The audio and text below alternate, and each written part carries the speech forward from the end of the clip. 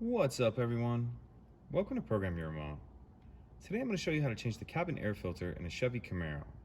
This is a 2020 model here, but it will be the same on several different years. So the cabin air filter is going to be located behind the glove box.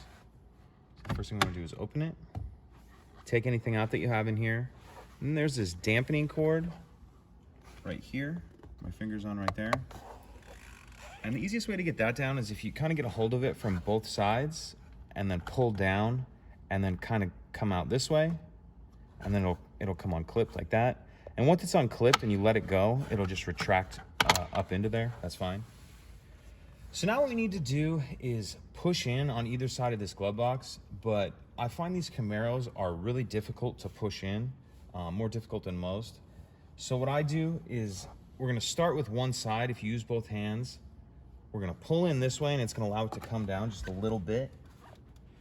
And after we get that side started, I'm gonna take this long screwdriver and we're gonna put it in here and pry, but we wanna be very careful because obviously we're prying against plastic here.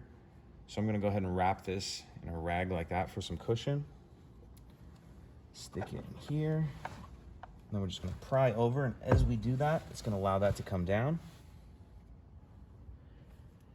Then after we get that down, if we take a look up in here, this item right here that says down on it, that's gonna be the door to the cabin filter. There's these pinch clips right here. And then there's two more right here. Just pinch and pull that down. And now we can see our actual filter right there. And this one doesn't need to be changed, but when you do put yours in, I just wanna point out the airflow arrow right here. Make sure you have that airflow arrow pointing down. So once you have your new one in there, put the cabin filter door back on. Make sure that's clipped on there all the way. Then what we want to do is reach up in there and grab that dampening cord that we unhooked to begin with and just pull it down and out of the way like this and hold it. Then with your other hand, you just want to shut the glove box till those stops go past. Then we're going to put that dampening cord back in the hole and it'll kind of just pull itself back up into place like that. And that's it. Pretty simple.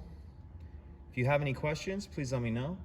If you could take a second to like and subscribe, it helps us out and I'd appreciate it. Thank you.